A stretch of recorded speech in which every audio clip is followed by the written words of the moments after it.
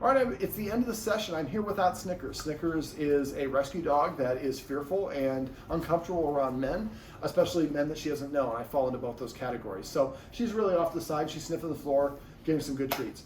Now, the video above is kind of a medley of a lot of different things that should help her being a fearful dog. I just want to cover some of the other stuff that we went over here. So we started off by talking about marker words. Remember, a marker word is said the instant the dog does the thing you want, or at the end of it if the thing you want has duration, like potty. You say yes, excuse me, in your case, good, at the end of going potty. Anytime the dog does anything that you want, I call that celebrating. So every time she looks at you, good, and pet her if she's comfortable with you petting. The male in this dynamic, she is okay with, but she's very comfortable with the female. The male, she's, I would say, tolerating, but so in these sort of situations for the male, if reaching to pet her, that might become a negative. So if possible, we talked about having the mini treat pouch from PetSafe, and then basically having that with me or having treats in my mouth. So if she does something I like, yes, and I toss a treat. She's like coming to explore a little bit, yes, I'm tossing a treat. So I'm giving her an opportunity. You can't see her, but she's coming in, she's leaning, what I call leaning on second. So she got her back leg off to the side. And so she's thinking about it. And so I'm just gonna kind of throw those treats around and let her go and get those treats if she wants. I threw it in the one place where she can't see it. All right, so marker words are important because it's an easy way for her to understand what it is we did or did not want. So celebrating is like right now, she just sat down. Now the guardian is on her phone, so she didn't see that. Remember, you have about 2-second window. So if you are sitting here and the dog comes to you, good, and pet. If she's comfortable with the pet, if not, good, and hold out the treat. If she sits, lays down, goes to her dog bed, poops, drinks her water, anything that's a desirable action, mark it. We want her to know with no question what the things are that we do or don't like. And then most dogs will start repeating the things that we like. Now, one last little thing that we didn't talk, I talked about it, but I want to make sure we have it on video. So basically, the male guardian, what I said is just to, we talk about this dog consent a lot, just to hold your hand out about 90% of the way, let your dog take the last 10%. So if she's here and I hold my hand up, and again, palm away from the dog, I hold it like this, if she just sits there and doesn't engage, that's her way of saying, I don't want to engage. So it's natural for us to be like, oh, I'll push my hand a little closer to you, a little closer. She's like, I know where you are. I can come and touch you. I'm choosing not to. So and it's not that she doesn't like us, and try not to take it personally. It's really hard because we're doing everything and we're doing all the nice stuff, and the dog's still, because I was abused by a man or wasn't comfortable, whatever it is. So it's really hard. So the female in this dynamic needs to do a good job of reinforcing her male counterpart. I'm looking at her, she's sticking her tongue out to him. But she needs to do a good job of giving her partner some kudos, because he's doing a really good job of being patient and tolerant and understanding. He didn't have anything to do with the abuse, but he has to be very guarded and limited with how he interacts with her. And so that can be frustrating. So just try to throw him some fuzzies every once in a while, just as a nice thing. I'm sure that they do. It seems like they're a very nice couple. Okay, so if he holds his hand out and she doesn't, just pull back and just go back to doing what you're doing. And don't take offense to it. The more you do that, the more comfortable she's going to get. Now we could also have, like I talked about in the video above, like she looks at him, good, and give a treat. If she takes a step towards him, good, and she can pet or give a treat. Hey, yeah, we talked about that chortle off camera. Okay, so marker words we use when the dog does the right thing or at the conclusion of it. Now, and we want to celebrate the things the dog does that we like. So that's the watchword I use. So if I'm sitting here and she walks up to me and sits down and I don't see it, my partner says celebrate, I should just say yes and pet her under the chin. Or give her a treat if she's comfortable with me petting her or getting her a treat. So we're going to help check each other for that. The more we reward our dog with things that we like, the more she knows what she can do. That's going to give her confidence. It's also going to help her interact and do things that we like, which is going to help make the humans feel better. So it's a good positive thing all around. Celebrate. So I'm giving her a pet her, scratch her butt. Oh, there you go. Also, make sure you talk to your vet about the back right leg. I think you guys already have notes on that, but I'd be curious. Let me know if they say anything about that. I'm just kind of curious from what I spotted. Okay, now I also went over teaching your dog manners, which is basically when a dog nudges you, telling the dog to sit, and if it sits, saying your marker word and pet it. And I usually only say sit once. If it doesn't sit, then go back to doing what you're doing. A lot of the dogs I work with are kind of have nuisance behaviors. They're spazzing, they're jumping out. And so I'm trying to do that for more structure. But for her, I think it'd be helpful for her to know, again, if my humans really seem to like me to sit or lay down. So, and every time I do, they say the mark word and pet me. So that's going to make her more inclined to do that. And if she's more inclined to sit in front of you and be petted from you, she's more inclined to be open to that sort of interaction with other people. So it can be helpful. Let me see. We also went over hand targeting. I have a video for hand targeting. I have a video for the cookie in the corner that we didn't get a chance to do. I'm going to try to link these in the video above, in the write-up above, but they're not linked. Just message me. I'm happy to link them up for you. So the hand targeting is a nice thing that you can do, because if you do it with people that she does it with people she's comfortable with, then you have a guest come over. Maybe the couple here does it a couple times and the guest is sitting over there. She does it a couple times and then maybe she's comfortable with that guest. The guest goes it and she comes over and touches her hand. She's choosing to do it. We have her consent. If she doesn't want to do it, great. That's totally cool as well. All right. Let me see. What else do we go over? Cues. Don't say the word unless you're 90. The cue, sit is a cue, come is a cue, lay down is a cue. Don't say that cue unless you're 90% certain when you do it. When you say the cue, she's going to do it. If you're not certain, just lure her using a treat. Lure her, and when you're luring, I try to keep the treat within an inch of the dog's nose. So if I try to lure the dog to sit and I go like this and the dog starts tracking, I go back. So I keep on going back and keep it there. And then basically, what was I just saying? Lost my train of thought. So basically, well, it'll come back to me. Let's shift gears. Let's talk about exercise and stimulation. Oh, I guess I was going over the cues. So make a list of the cues. So try to say vocabulary if we're saying a bunch of versions of it. Most of us use 4 or 5 or 10 different versions of the word come here, come here, over here, here, girl, so on. If you speak English, that's easy. If you don't, it makes it a lot longer because I listen for all these words. So instead, it'd be better just to have one cue. So make a list of the official cues and then correct each other in vocabulary and then, come. So I use just the one word. It makes it easier for her. And remember to keep on using that marker word when she does the thing you want, which will make it easier for her to understand what it is that we do want. We also went over creative forms of exercise. Now, she's fed the better quality food instead of kibble, but you might want to get a snuffle mat to feed her some dry kibble on that. You can use kibble with and I'm not saying replace the other food. If that's what she likes and that's good, that's perfectly fine. There's nothing wrong with that. But you might give her like an aperitif. Or little salad of kibble in the snuffle mat, so she's got to work for her food a little bit. It's a nice way to get a little exercise. She doesn't strike me as a super high energy dog, so it's probably not super necessary. But now that I think about it, the leg stiffness and the running would be something I would definitely want you to ask your vet if that would be something that would be cool for her to do. If it is hip dysplasia and the hip is the ball's popping outside, she has markings where she could be a Rottie or have a Shepherd in her, and those breeds have a tendency to have hip dysplasia. If that's the case, they might not want her running with you. But mental physical exercise, tug of war is a great way to burn some energy. Playing fetch. Get an eye fetch. And if you want to teach the high fetch, so when she brings the ball back to you, hold the treat over the hole that you put a ball in to get it to throw it again. And if she drops the ball and it goes in the hole, say your marker word and give it a treat. If it bounces out, no treat, no marker word. Then she go get it, direct her to go get it, and keep on repeating that. Let me see. Those are physical forms of exercise. It's also mental stimulation. Scent games, I wanted you to find a couple scent games you can do. So she's using her nose. It's a low impact way for her to burn energy, boost confidence as well. We'd also like her to, the cookie in the corner, I'm gonna have that linked. That's where you say find it and throw one treat and say good when she gets it, and say come, she comes back to you, give her another treat. Then I throw 2 treats, find it, good, come, good, and then give her the treat. Work your way up to about 7 treats. Eventually you can hide the treats there and say find it, they're already there, and she goes and sifts the ground and drains a lot of energy. Training is another great way to burn energy. So I'd maybe, since there's 2 of you, I'd maybe set a goal. You know what? Each one of us is going to try to train. We're going to get once a week. We're going to teach her a new cue. The more cues that she has, the more confident she's going to be. So if each one of you, each week, you're like, you know what? We're going to say roll over.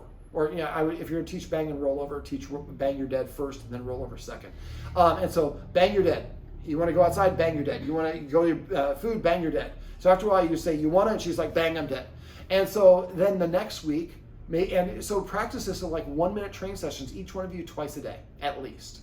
And try to do it more often than just twice a day would be better. But if each one of you are doing, a couple of these things, there's gonna be a lot of stuff that we're covering. So try to just have 2 practice sessions for each one of you. That's 4 minutes of practice session a day for her, which isn't a lot. By the end of the week, she probably is gonna have that exercise down. The more skills she has, the more confidence she has. So try to find, and then next week we teach her to roll over completely. And then she's rolling over for everything. You teach her to sit pretty or offer a play bow or go get you a beer from the fridge. These are all things you can teach your dog to do. So try to get in the habit of doing that. If you have a mentor, Usually our mentor helps us through a difficult part of our life journey, and we have a lot of reverence and respect for that mentor. And so if we are teaching our dogs cues, we are kind of taking that place. Now, we're also the dog's guardian, so they feel good about us. But if we're helping her achieve some new skills, that's also going to help her as well. So we also talked a little bit about rules. She's a rescue dog. With rescue dogs, we have a tendency to say, like, you do whatever you want. But sometimes having no safeguards or guardrails makes the world too big of a place. So sometimes having rules, I'm not saying rules to be just for no reason, but rules where the dog has to kind of settle itself down. Practice a little self-restraint, self-control. For example, not being able to go into the kitchen when my humans are preparing food. Not because the baby gets up, but because I've been conditioned not to do this. There's also premax. Premax means a less desirable behavior earns me more desirable behavior. So every time that you want her to sit, or when I go through the door, tell her to sit. If she doesn't sit, say sit once. If she doesn't sit, that's cool. No punishment. I just walk away, sit down on the couch, play keyboards, read some TV, listen to a record, whatever it is, wait 1 minute and go back and tell her to sit again. Sit, doesn't sit, provided she knows how to sit.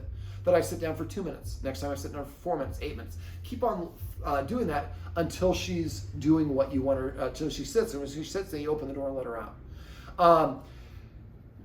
I'm just thinking about something else. One of the things that we do is called training for attention in our puppy classes, which is using marker words and very easy cues.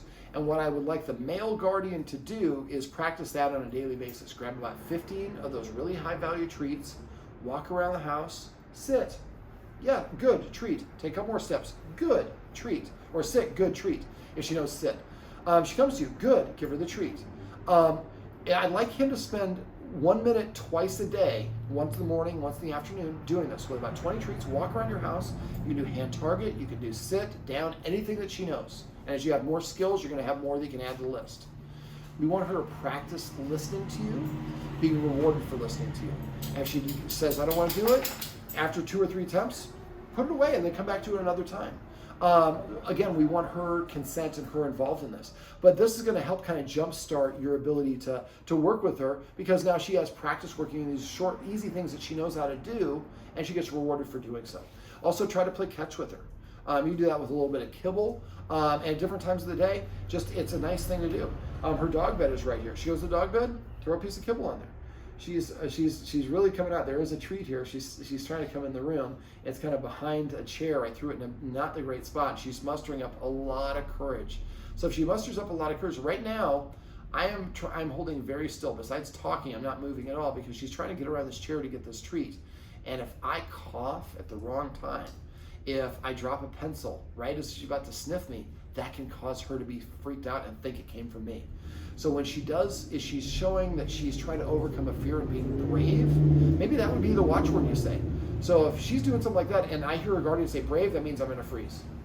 And I'm going to be passive and let her do whatever it is, so that I don't accidentally knock something over and create a possibility that might confuse her into thinking that something that's negative. Also ask your vet about running up and down the stairs for that exercise. I don't know if she has hip dysplasia, they're probably not going to want her to do it, and we want her to do no harm. So just make sure you check with your vet about that. But there's also getting one of those Omega Paw Tricky Trainer treat balls. Getting a Kong filled with peanut butter. They have a Kong that looks like a wobbly, and it's got, if they wobble it just right, a couple pieces of kibble come out of that. So I don't mind, the food you're feeding is probably better quality food, that's better, but having some dried kibble that she likes, and to do some of those interactive toys and games can be really helpful. You might also want to look for, you guys on Facebook? Yeah. So if you're on Facebook, look up Enrichment. You can text me and I can text you the Enrichment group. There are all sorts of things you could do. Enrichment is giving the dog or the animal something to do. They put a big box in with the lions at the zoo. The lions go beat the heck out of the box, or they crawl in the box, or whatever it is. It gives them something to do. Takes their mind off of being in captivity. Dogs are not in captivity, but the more things we do for enrichment, the better. Last thing, make sure you go to Kreiser's, or you can order them online. I like going to Best Bully for these sort of things. Bully sticks is where I get from Best Bully, but you can also get a kneecap, trachea, cow cheek, cow ear, pig snout, cow snout, no hides, no raw hides, and then cod skin, salmon skin. All these parts of animals that we think are disgusting, she would love. Split elk antlers, or elk, they're not called antlers, anyways, but I can't remember what it is. But basically, giving her organic materials to chew on is really helpful. Also, get yourself a lick mat. Make sure the lick mat has suction cups on the back. when you have guests come over, make sure that she gets that lick mat every time a guest comes over, and you probably have to put it in the kitchen or far away so that she's not going up the stairs. We want her to be in presence with the guests, but far enough away where, remember, she won't sit or lie down, she's not comfortable, so it might have to be in your kitchen. But give it to her the first several times away from the guests, and every time you give her one for a guest, make sure she has at least one in between the next time she gets one of the guests. Otherwise, she thinks this only comes out when guests are here. But those release endorphins. Same thing with chewing. So every time a guest comes over, she gets a bully stick or one of those things, and especially if the guest gives it to her, if she'll take it from them, then she starts feeling better. What you're probably going to find, it's going to be the second or third visit from that person, they're going to feel more comfortable. So there's a relative coming to visit. I would do the mailing the scent thing that I said at first. Second thing I would do is I would have, and I'm guessing that relative is staying here. Mm-hmm. So what I would do is I would have you guys do a tag team. So first of all, you send the towel or whatever, and she's getting that sniff for the week before she comes here. Then you're going to go meet her in the park, and then she's going to not come with you back home.